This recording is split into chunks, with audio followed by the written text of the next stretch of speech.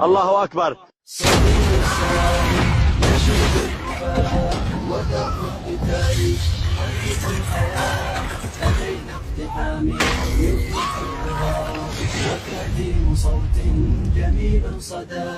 Alright, second part, let's not even bother with this, let's just get right into this. Qatari funding. So it's not a secret that Al-Qaeda will need funding from abroad, and one of the most alleged places and probably most documented one is Qatar. A lot of these Qatari business people, a lot of them are also financiers of Al-Qaeda. I think some of the top senior level financiers of Al-Qaeda, two of them were Qataris. One of them was a former employee at the Qatar Central Bank.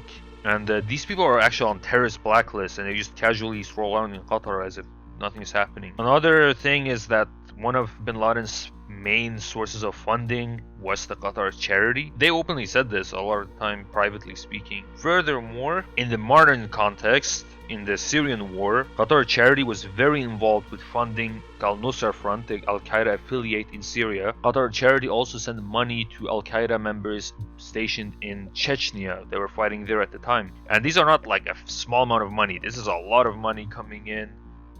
Donations and so on, very openly through social media, through many methods. It's actually very insane to look at it that way. They would also pay up ransoms. For example, when Al-Qaeda will capture civilians, they'll demand money for it. Qatar would come in and pay them to release them, right? But when you think about it, they're kind of just paying Al-Qaeda since they already send them money already. So it just becomes like a clean way of sending them money when you think about it. 7/7. 7/7 refers to the 7th of July 2005 London bombings, a series of 4 coordinated suicide attacks carried out by terrorists that targeted commuters traveling on London's transport during the morning rush hour. They used 3 homemade bombs aboard the London Underground trains in Inner London and another bomb on a double-decker bus. 52 people died, obviously aside from the bombers, 800 were injured. It was the UK's deadliest terrorist incident since 1988 and the UK's first Islamist suicide attack. All of these were homemade bombs, they packed them in their backpacks, generally a horrible incident. First AQ branch in Yemen. Kind of mentioned before, but Al-Qaeda was used to fight against separatists in southern Yemen during the 90s. A lot of these were Yemenis who had fought under bin Laden in Afghanistan. They went back to Yemen, formed Islamic Jihad in Yemen, helped the government against the left in Yemen. They were also infamous for their suicide bomber attacks against the US Navy at the port of Aden. So that's a bit of a throwback, but they were involved in that. Another aspect of them fighting for the government at the time was that the president of northern Yemen had promised them that they would implement Sharia law, and they kind of never did that. Therefore, they made their own group, and this group was obviously involved with Al-Qaeda, and they did these attacks against the US Navy, and of course they also against others in Yemen. Of course, the Yemeni government claimed that they'd shut these people down. They kind of didn't. Shit like that.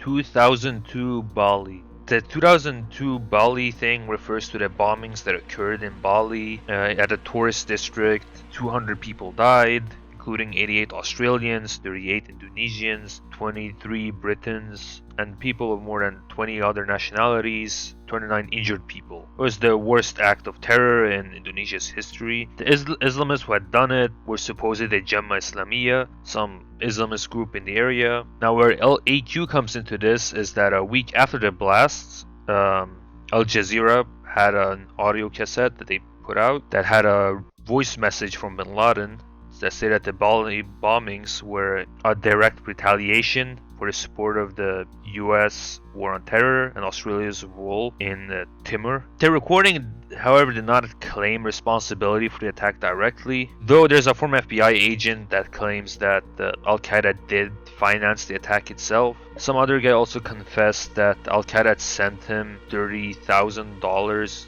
to fund the bombings in Bali, offered to fight in Gulf War. Okay, we kind of touched on this before, but bin Laden did offer the Saudis to fight Saddam in Kuwait for them, instead of them calling in the US, which, yeah, obviously they called in the US instead because a bunch of Arab terrorists running around fighting an actual competent Arab government wasn't the brightest idea, to say the least.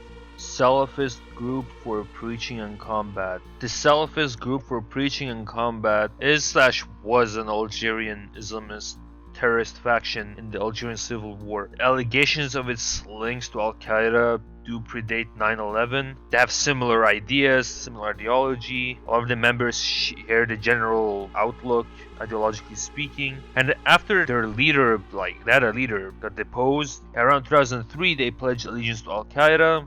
And 2007 they changed their name officially to Al-Qaeda organization in the Islamic Maghreb. They've been having an insurgency in the Maghreb region, generally speaking, and a lot of them are in the Saharan desert. I think that had a split off where they made a separate group. And of course, French secret services have also had reports that the group received funding from the country of Qatar. So make of that as you will. Harakat al-Mujahideen.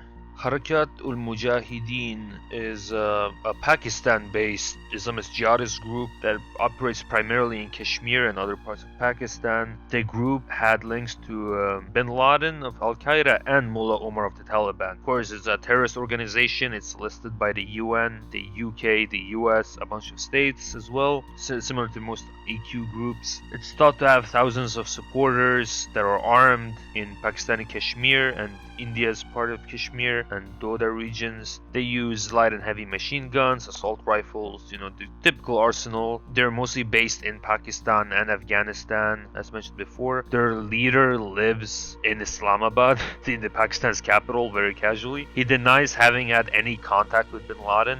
Though, according to the New York Times, Osama bin Laden's seized cell phones do actually implicate him having contact with bin Laden, and its bases and fighters shared with the Taliban over the years. They've had a part in that. So I don't know who you want to believe, bin Laden's cell phones or the guy saying he has nothing to do with it. AQ CIA double agents. Okay, this one is pretty crazy. It refers to Ali Abdul Saud Muhammad, who was in fact a double agent who worked for both the CIA and Al-Qaeda, technically speaking, the Egyptian Islamic Jihad. He was an Egyptian.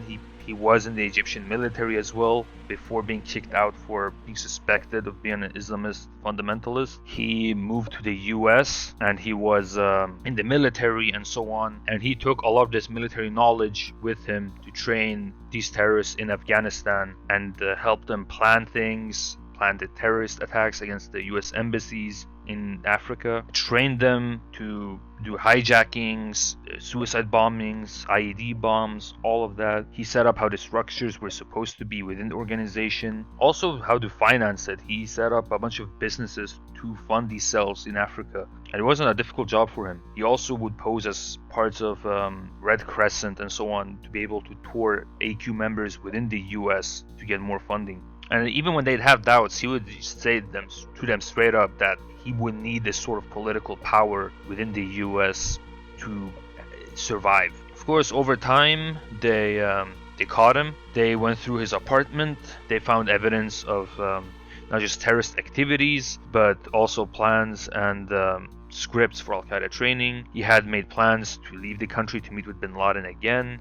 And he actually got a life sentence without parole. He agreed on that. And generally speaking, we still haven't heard of him. We just know that he's still awaiting a sentence, technically speaking. Some think that he is now giving information to the United States regarding Al-Qaeda, but nothing is really that known about him. Khobar Towers. The Khobar Towers refers to the Khobar Towers bombing in 1996, which it's a housing complex in Khobar in Saudi Arabia near the National Oil Company, Saudi Aramco's headquarters, and nearby the King Abdulaziz Air Base. And mostly the coalition troops were stationed here during their operations in Iraq. A truck bomb was detonated near the building, housing the United States Air Force's members. 19 US Air Force personnel were killed, and 498 different nationalities were wounded. Now, officially speaking, the US statement at the time said that Hezbollah al-Hijaz was responsible, which is an Iranian affiliated group, not really Al-Qaeda. However, in 2004, the 9/11 Commission noted that bin Laden was seen being congratulated on the day of Khobar attack, and there were many reports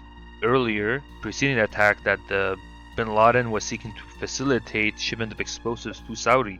Though the US would make claims that no, it's actually Iran, and they would even speculate that Khamenei, the supreme leader of Iran, actually issued this attack. Though again, the United States Secretary of Defense at the time said that later on in 2007 he believes that Al-Qaeda rather than Iran was behind the truck bombings at the American military base.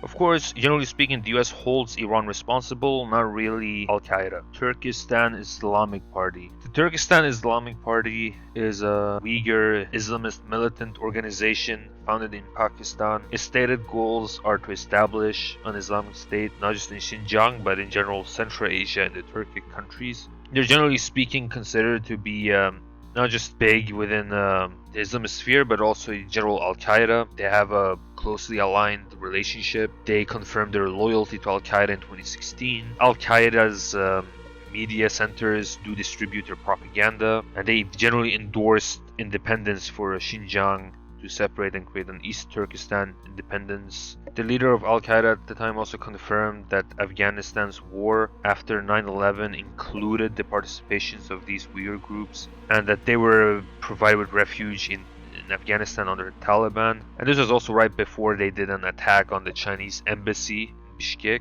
And the Turkestan Islamic Party did partake in Syria along with this Al-Qaeda affiliation in Syria. They're pretty well organized. They've played major roles in Syria itself. They have not just links to Al-Qaeda itself, they have links to the Islamic movement of Uzbekistan and the Pakistani Taliban. And even the US has designated it as having received training and financial assistance from Al-Qaeda. After the fall of Syria's former regime, most of their factions in Syria announced their dissolution and that they were incorporated in the newly formed Ministry of Defense in Syria, run by former Al-Qaeda affiliates. Telegram. Well, I don't think there's any surprise that these groups will use messaging apps and so on to communicate and spread their messages and so on. And of course, an app like Telegram, which is known for its encryption, of course, has been used by a lot of these groups, not just for messaging between each other, but generally speaking to promote their ideas, promote their stuff, and so on. And these are basically to recruit new members and get more funding and so on. They even went as far as to developing their own encrypted software, such as Mujahideen Secrets program, which was supposedly developed by Al-Qaeda in 2007. ISIS also had their own encryption programs and so on. It's kind of insane, but yeah, these terrorist groups will try to lay low in cyberspace and they will make their own encryptions and all that. I think Telegram has actually helped in some cases against terrorist groups, but it's generally speaking an encrypted messaging platform. As-Sahab Media, or the Cloud, is the media wing of Al-Qaeda's leadership based in Pakistan and Afghanistan, and it mostly features what you'd think, speeches and so on, sermons, and also footage from their operations they carry out. Most of these videos are in Arabic. Some come with English subtitles. They produce documentary videos of their own. Its first production was actually made by an American known as Adam Yahya Gadan, also known by them as Azam the American, who was a senior operative, cultural interpreter, spokesman, and media advisor for them. Yeah, he's a fully fledged American. He converted to Islam in 1995 in California, in LA. And yeah, he's helped to make documentaries. He thought to have helped Bin Laden with one of the videos. Beyond that though, Asab sub-channels are divided into respective geographical regions, and each channel will have specific footage and speeches for each of their areas. There's one for West Africa, there's one for the Maghreb, there's one for the Arabian Peninsula, there's one for East Africa. It's basically their CNN, okay? It's not that deep. Bin Laden denied the 9/11. Okay, so he didn't deny its occurrence, but this is a thing not a lot of people know about. He did initially deny responsibility for them. He praised the attacks. Don't have any doubts about that. He liked that the attacks happened. And he would say that he didn't plan the attacks and that he had been living in Afghanistan, and so he would follow the rules and not do such operations. And later on, he even justified it. Generally speaking, if you remember the letter to America and so on, he does state that civilian targets are justified and all that, and that was after 9/11. Shortly before one of the presidential elections in the US, 2004, in a taped statement, Bin Laden publicly acknowledged their involvement in the attacks on the US and claimed a direct link to the attacks. He said that the attacks were carried out because they are quote-unquote a free people who do not accept injustice and want to regain freedom for their nation. In an audio message that surfaced on internet in 2006. The speaker was alleged to be bin Laden, defends an individual who was undergoing a trial for his participation in the September 11 attacks, says that the guy is not responsible for it, and that he had entrusted this attack on 19 other people. So he's essentially taking responsibility for 9/11, so him denying it initially doesn't really mean anything. Londonistan. Well, it's not really a meme at this point, is it? Londonistan refers to London having not just a lot of Muslims, but generally speaking, that it has the function as a base for radical Islamists at this point. And I'm not just referring to Dawah Tube and Muhammad Hijab and religious preachers or whatever. Also, a lot of these organizations, they have a base in the UK. If you find some outlandish Islamist position on Twitter, very extreme one, the location is always almost bound to be London at this point. It's become a meme at this rate. I don't think there even needs to be a lot of talk about this.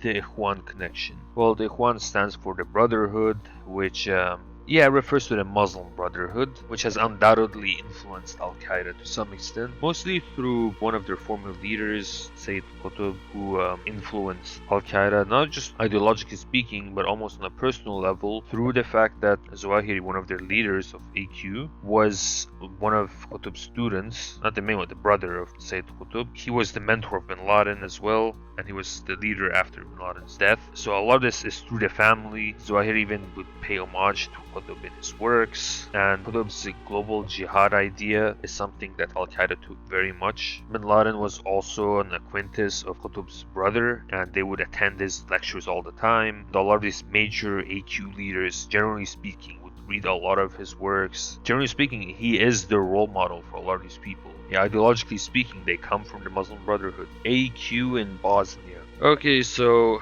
yeah, Al-Qaeda was technically speaking in Europe for a bit, since there was an Al-Qaeda branch based in Bosnia and Herzegovina during the Bosnian War in the 1990s. And during the Bosnian War, the Bosnian government at the time wanted support from the Islamic world. So this obviously brought in a lot of these people who fought in Afghanistan. 500 to 1,500 foreign fighters. And between 1993 and 1996, bin Laden was thought to have visited these camps in Bosnia. And of course, Al-Qaeda, through charities and so on, funneled millions of dollars of money to Bosnia to train fighters and so on to fight, and even maintain an office in Zagreb, in the capital of Croatia. Al-Qaeda remained there, and after the war, they remained through a Saudi charity organization there, and it essentially functioned as a logistical and financial support infrastructure for Al-Qaeda, until of course the US and Bosnia's government later on shut these things down.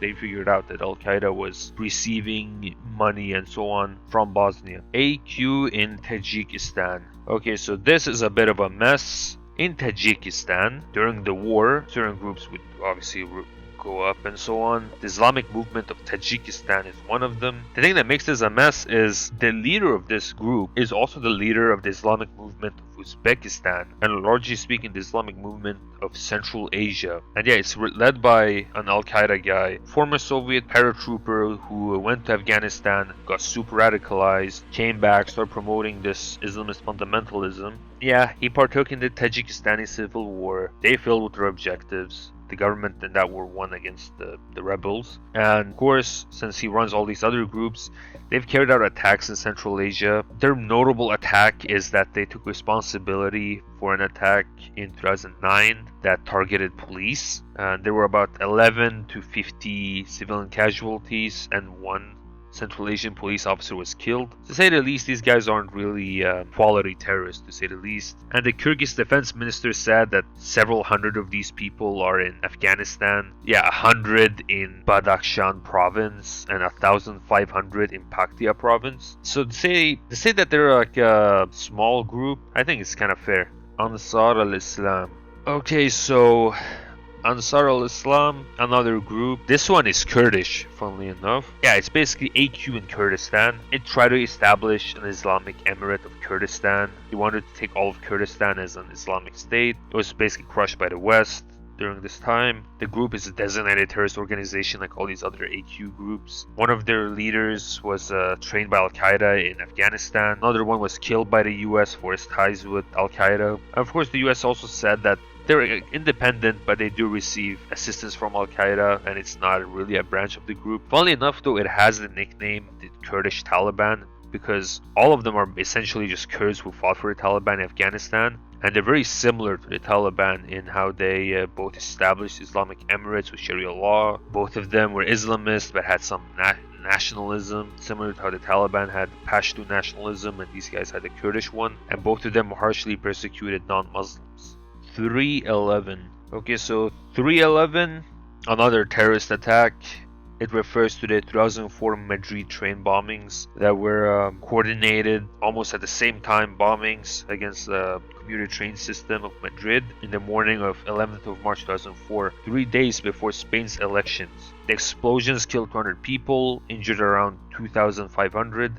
The bombings were the deadliest terrorist attack carried out in the history of Spain. The attacks were carried out by individuals who supposedly just opposed the Spanish involvement the 2003 US-led invasion of Iraq. Where Al-Qaeda fits in this, one of the people investigated that were put on trial was suspected of having ties to Al-Qaeda, and a lot of claims were going around that this was linked to Al-Qaeda. Per the investigations and probes, they couldn't find any links directly going to Al-Qaeda, although on 14th of March 2004, a purported spokesman for Al-Qaeda in Europe took responsibility for the attacks. Though they said that there was no any evidence still of an Al-Qaeda involvement, and that these groups that were claiming responsibility, the US officials would note that they were not really reliable. The Independent, though, did report that those who invented that sort of bomb that they used had been taught in camps in Afghanistan, which would have meant that, they would have had to be AQ members, or at least associated in some way. AQ-Iran alliance. Okay, so this is a big allegation that would run around as well, which of course some truth to it. The allegation that Iran helped Al-Qaeda stems from the 90s, where there were a lot of talks that they had met up with the Al-Qaeda fighters in Sudan and shared intelligence and training with them to supposedly fight Israel, and that they would support them financially with weapons, explosives, whatever, through the Lebanese Hezbollah group. And of course, during the Bosnian War, as mentioned before, Iran was also involved there with helping the Bosnians. And of course, through that, they would have to come across the Al-Qaeda members. And this would mean that they would send them ammunition, weapons, supplies through these Sudan-based charity organizations affiliated with Al-Qaeda. Of course, after 9/11, the Iranian government attempted to suppress information regarding its past relations with Al-Qaeda. Iran detained hundreds of Al-Qaeda operatives that entered the country after the 2001 invasion of Afghanistan. Though Iran held most of them under house arrest, the US did not like that they didn't know anything about it. Of course, this led to the allegations that Iran was involved in the bombings, were assumed to be from Al-Qaeda in 2003 in Saudi Arabia. Though what makes this kind of suspicious, though, is that between 2001 and 2010, several Al-Qaeda leaders were given asylum in Iran. A lot of these leaders were also killed in Iran itself. Therefore, they would, accuse Iran of allowing Al-Qaeda to establish a base of operation within the country, although Iran would deny it. And this is not even that long ago, and this is still being talked about in the UN. 2023, in the United Nations Security Council, named one of the de facto leaders of Al-Qaeda of being in Iran, and this was again confirmed in 2024 at the United Nations. So make of that as you will, I don't know. It's very suspicious, to say the least.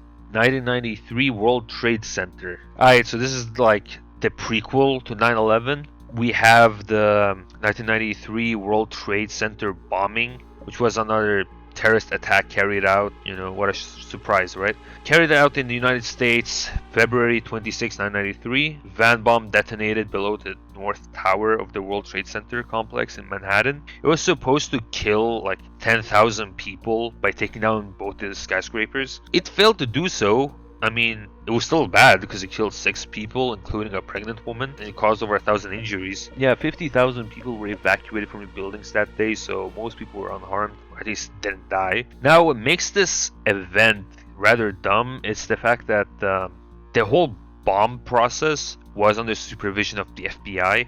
An FBI informant did literally record his telephone conversation with his FBI handlers, In the tapes, after the bombings, this guy alleged that an unnamed FBI supervisor declined to move forward on a plan that would have used phony powder to fool the conspirators into believing that they were working with genuine explosives. It's blunder central, that's all I'm gonna say. Horas al-Din. Okay, so this is like the Nusra Front 2, the sequel. Yeah, it's basically since TS's whole like jihadism in one country, these other guys didn't want that. They still wanted the global jihad thing and being affiliated with Al-Qaeda itself. So this is more of like a loyalist faction they created. They're kind of still around. I mean, as at the time I'm recording this, another one of their guys got killed by the United States. Yeah, it's something. Though apparently they declared their dissolution. So technically speaking, they're not even supposed to exist right now. Yeah, I don't even know what to say about these guys. They're just Al-Qaeda 2 in Syria, because the old one just stopped doing global jihad. Inspire. Okay, this might sound like some wholesome Chungus thing. It's not. It's the English language online magazine published by Al-Qaeda. So it's not so wholesome. The magazine is one of the many ways that Al-Qaeda in the Arabian Peninsula uses the internet to reach the people. And yeah, a lot of people are, well, I wouldn't say a lot, but a bunch of people are influenced by this stuff. And these magazines do actually show bomb-making instructions and making people actually carry out attacks. It's mostly aimed at young British and American readers, and they have translated messages from Bin Laden, and they have articles just encouraging terror attacks on the US, calling for like killing pedestrians and civilians, like super evil shit. I mean, they have an article written by a guy who talks about he's proud to be a traitor to America, and he was like killed by a predator drone attack in Yemen. So that should kind of tell you that the crowd this is, generally speaking. It's terrorists who die, okay? Like, and it tries to just tell people like they're invincible, they don't really have that many casualties, they're holy warriors, whatever. They're like Rambo. Obviously, it doesn't really reflect in reality. Yeah, don't be inspired by it. Inspire. Islamic Emirate of Yemen. Okay, so this is a rather unknown thing. Yeah, the Islamic Emirate of Yemen is a real thing that happened. Al-Qaeda did establish a state for a brief period after 2015, and they wanted to take over all of Yemen. This was during the time when the Saudi intervention had begun in Yemen. So the Saudis didn't prioritize fighting Al-Qaeda, and they even wanted them around to fight the Houthis in Yemen, and they supported it. The thing is, though, Al-Qaeda obviously have their own agenda in mind, so took that moment of opportunity, took as much territory as they could, tried to establish a government that would follow their strict interpretation of Islamic law. And of course, a lot of abuses occurred, a lot of violent ones. They stole a lot of money, to say the least. They robbed the banks and so on. They would put taxes on a lot of these national companies. They got support from local tribes by providing them food and water in exchange for them fighting for them. And they got a lot of success initially. And as I said, they got a lot of money through their extortions and all of that. And they used this money, of course, to fund their operations. And, you know, it didn't really last long. They kind of fell off with these attacks, and that's why it's a short-lived state that you've never heard of. So, L. No, I know we should all just let bygones be bygones, but that ain't the way it's gonna be. I was programmed to kill your ass, and that's exactly what I'm gonna do. You hear? You're just a slave, a pawn with no free will of its own, is that it? Free will. Pitiful humans. War, segregation, hatred. Is that what you've done with your free will, boy? Don't you lecture me with $1 microphone, new microphone. We'll see, you red ribbon redneck.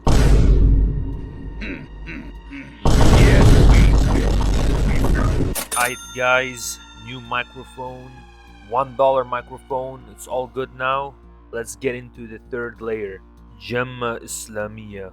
Okay, another terrorist group linked to Al-Qaeda. Jemaah Islamiyah is the Southeast Asian branch, essentially, based in Indonesia, but also active in Malaysia and the Philippines and Singapore. They've been clamped down a lot by the local Indonesian government, and they even work with the Islamists in the Philippines and so on. Nothing that special. 2004 Australian Embassy. Okay, this part refers to the Australian Embassy bombing in Jakarta the capital of Indonesia, by the aforementioned Jemaah Islamiyah group that we mentioned previously. They killed 9 people. Apparently, a lot of people dispute about how many civilians died and so on. And yeah, this suicide bombing did impact the other embassies, apparently, close by ones, like the Greek embassy. Diplomats were wounded, and it caused damage to the nearby Chinese embassy as well. Paul Johnson. Okay, so Paul Johnson is Paul Marshall Johnson Jr., an American helicopter engineer. He was born in New Jersey. He came to work in Saudi Arabia with the Saudi attack helicopters, and unfortunately he was stopped at a fake police checkpoint in Saudi, and they abducted him. His kidnappers called themselves Al-Qaeda in the Arabian Peninsula. They posted a video of him blindfolded in 2004, threatening to kill him unless all Al-Qaeda prisoners were released from the jails within 72 hours. And after that, the American and Saudi authorities were trying to negotiate something. They said they wouldn't comply with the demands. Later on, Al Arabiya and CNN reported that Johnson had been decapitated, and this was based on a report. There were photographs of the murder posted on the internet. Saudi security officials later found his head in a refrigerator in a house in Riyadh, following a shootout in the same city, which killed his abductors and so on. The brothers of the abductor were later detainees at the Guantanamo Bay detention camp. Global call for Islamic resistance. This refers to an article that appeared on the internet around 2004-2005, which was written by an Al-Qaeda suspect. He basically talks about the next stage of jihad will be characterized by terrorism, not just the main groups or whatever, but by what he calls leaderless resistance. There are very small individual or small autonomous groups that will be more open front in their confrontation and without seizing any territory or whatever, and this would be the way they would actually do a lot of this stuff. And even said that the American occupation of Iraq inaugurated a period of rescuing the jihadi movement when everyone thought it was over, because they took advantage of this. And he even said something a bit crazier. Apparently he acknowledged that Islamists should exploit democracy to achieve their objectives, and trying to leverage democratic institutions to sway Muslim sentiments. Ansar Baytul Maqdis. Okay, this is another Al-Qaeda group. This one though is from the Sinai, Egyptian peninsula part bordering Israel and Palestine. It was linked to Al-Qaeda. Obviously they fought against Egypt and messing up their gas pipeline. Funnily enough though, this group didn't last too long being an Al-Qaeda affiliate, because eventually they pledged an oath to ISIS and they merged with ISIS fully and became the Sinai province of ISIS, essentially. Not really a long-lasting Al-Qaeda group like the others on this iceberg. AQ Hamas ties. Okay, so yeah, at some point when Hamas was way smaller and more relevant, Al-Qaeda liked Hamas in Palestine. They agreed with each other a lot. They had similar views in some aspects. But Al-Qaeda had a very big line that Hamas should not partake in the Palestinian politics at all and shouldn't partake in the elections. They don't like that stuff in general. They see it as non-Muslim or whatever. And Al-Qaeda also generally has the view that the Palestinian question is a Muslim one and not really a Palestinian business. Now, when Hamas did participate in the elections and partake in the Palestinian political context, Al-Qaeda turned on Hamas, and they even did attacks in Gaza against foreign activists and so on, which pissed off Hamas, and they've had issues with each other ever since then. Al-Qaeda even calls Hamas a Zionist because they see them accepting the PA as being them accepting Israel, because it means they want to partake in the United Nations, and that means, yeah, they're Zionists somehow. Yeah, generally very absurd. I don't really have much to say about this. It's that don't participate in elections or you're literally a traitor to your religion. That's essentially the whole line here. Okay, I don't even know how to pronounce this. I will just call this the theological argument, whatever the fuck you want to call it. So have you guys ever watched Yu-Gi-Oh? You guys remember the duels they used to have and how intense it was, and they just throw cards at each other and freak out? You guys remember that? Okay, so now what if I told you Al-Qaeda and ISIS literally did that on each other instead of just killing each other immediately or whatever? That's the first thing they did. I want you guys to just realize that Al-Qaeda and ISIS argued with each other about who was in the right religiously speaking. Like the two biggest like terror orgs of all time are just like casually dueling with debates and shit. You can't make this shit up, bro. They literally did Yu-Gi-Oh! Like for Syria. I want you guys to just let that sink in. Do whatever you want with that. Straight up. AQ Houthi ties. Okay, this one doesn't really have that much to it. There's not really much evidence of it. It's essentially that there's a suspicion that Al-Qaeda and the Houthis in Yemen have an alliance because they didn't clash too much with each other aside from some bombings and suicide attacks. Or maybe that the Houthis tolerate some Salafis in some aspects. I don't know. Maybe that's it. I have no idea. GCC funding AQ. I mean, yeah, a lot of this has been talked about since 9/11 a lot. It's that Al-Qaeda definitely gets its funds from somewhere, and the Gulf countries are one of the main centers of this.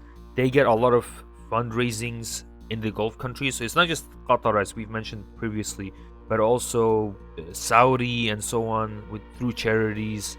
And a lot of these large international Gulf charities donated money to these groups, and this was investigated a lot. Now, people will argue how much are the states complicit in this, how much did even the charities know where the money went, and so on. So a lot of this is to be investigated, to say the least, though a lot of people will allege that the Gulf countries did in fact aid Al-Qaeda. Charity organizations. I mean, yeah, kind of like we mentioned the previous thing, they get a lot of fundings through charities, though it's not limited to the Gulf or Qatar. The thing is, in 2002, when they seized documents in the raids in Bosnia, they found out that Al-Qaeda exploited charities a lot across the globe, and this is how they got their money in. They notably exploited the International Islamic Relief Organization and the Muslim World League, and they had connections to Al-Qaeda associates worldwide, including the leadership, and this was everywhere, to say the least. Of course, the Middle East was a big one, and I think that was the main base for all the funding, to be honest. Not so much the West, though it also persisted in the West. Kitab online? Bro, I'ma be fucking real. I try to find this shit everywhere on the internet. I couldn't find anything that really implied anything about this website. It seems like an Islamic library. I could be wrong, and it has like extremist content, or it had at some point. Genuinely have no idea. Maybe Al-Qaeda hacked it at some point. I have zero idea about this at all. No way for me to research this. So assume anything, bro. Maybe they put up some like anime poster on there. I don't know. Kataib Abdullah Azam. Yeah, another group. This time it's in Lebanon. It's named after one of the old heads in the Islamist movement that fought in Afghanistan. And yeah, they're the Al-Qaeda branch in Lebanon. Say the least, they've caused a lot of things in that area, in Syria as well, in Lebanon, in the camps. Funnily enough though, the group was founded by a Saudi and has networks in a bunch of other countries. So I wouldn't say this is per se the Lebanese branch. It's more that it's an Al-Qaeda branch in Lebanon itself. AQ in Iraqi Kurdistan. Okay, so on top of there already being a group associated with Al-Qaeda in the area, there also is the more literal org that's more close with central-wise, the Kurdistan Brigades. Yeah, they're the official Kurdish branch of Al-Qaeda. They've done a lot of attacks in northern Iraq. It was founded by former Ansar al-Islam militants. Its ranks includes Kurds, obviously. A lot of them are from Kirkuk, apparently. Some are from Iran. And though, funny enough, they criticized ISIS and said that they shouldn't join it and Kurds should not join that at all, which I find pretty funny. Ansar Ghazwatul Hind. Okay, as if this Iceberg isn't ridiculous enough, with Kurdish AQ, Lebanese AQ, just all over the place, we have them in India as well now. This is the Kashmiri branch of Al-Qaeda, technically speaking. Though they're critical of Pakistan and they're critical of these other groups that are present, and they've also threatened to basically take India as a whole, not just Kashmir, and to get rid of the Hindus or whatever and make an Islamic state present. Though, funnily enough, it doesn't act too much like AQ because it does emphasize that they want to have Shia-Sunni unity, and that somehow this would, they would just have an Islamic state and Sharia law and not have democracy, and they would just do their own little thing. The thing is, though, that they have kind of done an allegiance thing to Al-Qaeda, and they did announce allegiance to the Taliban after they took over Afghanistan. So, I don't know. I do think they're actually associated to Al-Qaeda, and they probably aren't too chill with the non-Sunni population. I could be wrong, but I don't know. I have doubts. I have big doubts. Voice of Jihad. Okay, so this is a website, or actually the official website of the Taliban, funny enough. And this is where they'll, they announce stuff or whatever. Though now it's changed its name since they did take Afghanistan over, so now it's renamed to Official Voice of Afghanistan. Nothing that special, is just that. Chirpwire. Okay, so I didn't even know Chirpwire existed, but it's supposed to be an encrypted social media app that's very similar to Facebook. Now the thing is, Chirpwire did have Al-Qaeda present.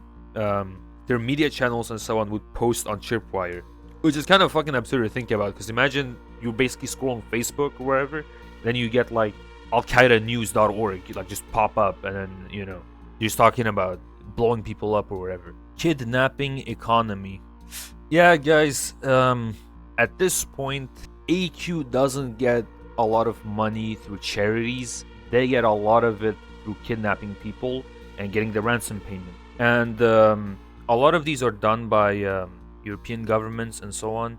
And I mean, at this point though, they don't even do the kidnappings themselves as you think. Like, you think AQ would go out of their way, kidnap people, demand money or political demands, and get that. They actually don't even do that. They outsource this to other people. So they outsource this to some random thugs or whatever. They do this, and AQ gets the money in the end. And apparently they get at least under $25 million in ransom money since 2008. That's a high fucking amount, dude. That's like over $100 million since not too long ago, dude. This is like psychotic. No one talks about ransom payments and kidnappings done by Al-Qaeda at this point. It's buried a lot because most people don't want to say that they, most countries don't want to say they paid up money, because it does save the image of a guy being killed, but at the same time, you're also paying a terrorist group to continue their operations. Sawt al-Jihad. Yeah, this literally just means voice of jihad, again, just like the Taliban one. But it was also the name of the online journal published by Al-Qaeda in the 2000s. It's probably referring to that, but it doesn't really run anymore, so try to figure that one out. Management of Savagery. Okay, this one is a big thing. It's basically a book that was published to be like a strategy guide for Al-Qaeda on how to create a new Islamic caliphate. And this is something even ISIS has used. A lot of these groups use this as their instruction, essentially their strategy guide. In this book, they describe 3 states of jihad. The first one is fixation and empowerment, or the will of the enemy would be broken by the destruction of vital economic and strategic targets. What they mean by this is, for example, in Muslim countries, they would destroy oil facilities or tourism infrastructure. For example, Bali, 2005, when they were attacking tourist spots and just doing a lot of these violent attacks, and then putting security on these areas will weaken the powers of the state, whatever, and they spread out and they lose effectiveness, and that Salafis would then take advantage of the security vacuum and launch an all-out battle, disperse them, and extreme violence should be done or whatever. That's what they say. Obviously don't condone violence, but that's essentially what they're saying in their guides. Also, part of this stage is just getting as much attention as they can. Media strategy that seeks, that's supposed to promote this stuff, justify it with Islamic law, and they should free other jihadis and so on. Just do a lot of damage is basically what that is. Stage 2 is administrations of savagery, as they call it. So basically, in the breakdown of order, the law of the jungle will be going on, and jihadists should take advantage of this to win popular support with savagery. So more violence, more strength, and at the same time they will enforce Sharia and provide basic services, for example with food and medicine, so they become reliant on them. The third and final stage, as they call it, is the empowerment. The areas that they administer will become the new caliphate, and that these areas will be ruled by a single ruler, and this will be an Islamic state, and he will unify all of these destroyed areas with his caliphate. Because of that, they will win their hearts and minds and gain legitimacy for essentially forcing a rule upon these people and being their last hope. It's actually pretty psychotic, I'm not gonna lie, but You can see this with a lot of these groups. With ISIS, for example, a lot of it was done like that. And this is still out there. A lot of groups look at this as their basis. It's pretty fucked up. Nonetheless, guys, yet again, I need to remind you, you have to like, comment, and subscribe on my shit. Okay, I'm getting tired of you guys. I'm not getting that many views. Okay, I'm really not. And I'm cooking like crazy with this. So if you don't like and subscribe to this one, you're gonna get savaged the fuck out of. Like and sub now.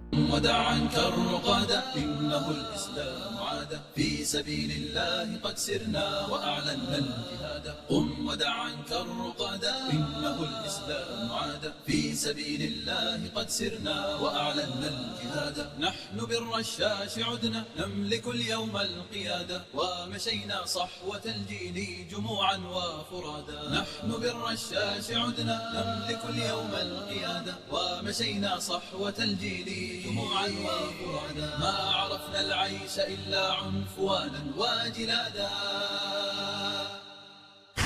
قم ودع عنك الرقادا إنه الإسلام عاد في سبيل الله قد سرنا وأعلنا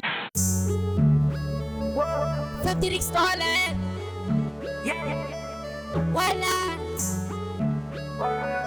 محمد يا فسنات داخلي Keeping that gun on me, I can't get a taste of